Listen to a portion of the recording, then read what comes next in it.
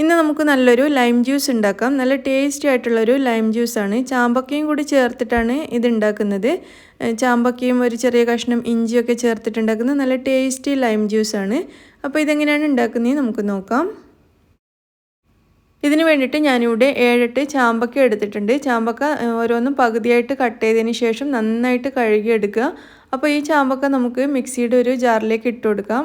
ഏകദേശം ഒരു 8-9 ചാമ്പക്ക ഉണ്ടാവും. ഇതിലേക്ക് 2 ടേബിൾ സ്പൂൺ ലൈം ജ്യൂസ് ചേർത്ത് കൊടുക്കാം. ഇനി ഇതിലേക്ക് ഒരു ചെറിയ കഷ്ണം ഇഞ്ചി ചേർത്ത് കൊടുക്കാം. ഒരു 1/2 ഇഞ്ചോളം മാത്രമേ ഉണ്ടാവുള്ളൂ. ഒരു 5 ടേബിൾ സ്പൂൺ പഞ്ചസാര കൂടി ഞാൻ ചേർക്കുന്നുണ്ട്. മധുരം നിങ്ങളുടെ ഇഷ്ടത്തിനനുസരിച്ച് ചേർക്കുക. ഇനി ഇതിലേക്ക് നമുക്ക് 1.5 കപ്പ് നല്ല തണുത്ത വെള്ളം ചേർത്ത് കൊടുക്കാം. എന്നിട്ട് ഇതെല്ലാം കൂടി നന്നായിട്ടൊന്ന് ബ്ലെൻഡ് ചെയ്തെടുക്കാം.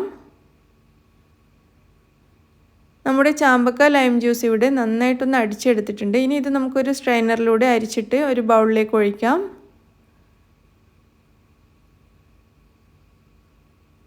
മുഴുവനും അരിച്ചെടുത്തിട്ടുണ്ട്. അപ്പോൾ നമ്മുടെ ചാമ്പക്ക ലൈം ജ്യൂസ് ഇവിടെ റെഡി ആയിട്ടുണ്ട്. ഇനി ഇത് നമുക്ക് ഗ്ലാസ്സിലേക്ക് ഒഴിക്കാം. അതിന് വേണ്ടിയിട്ട് ഒരു ഗ്ലാസ്സിലേക്ക് 1-2 ഐസ് ക്യൂബ്സ് ഇട്ട് കൊടുക്കുക. എന്നിട്ട് നമ്മളിപ്പോൾ അരിച്ചെടുത്ത് വെച്ച ഈ ലൈം ജ്യൂസ് ഈ ഗ്ലാസ്സിലേക്ക് ഒഴിച്ചു കൊടുക്കാം.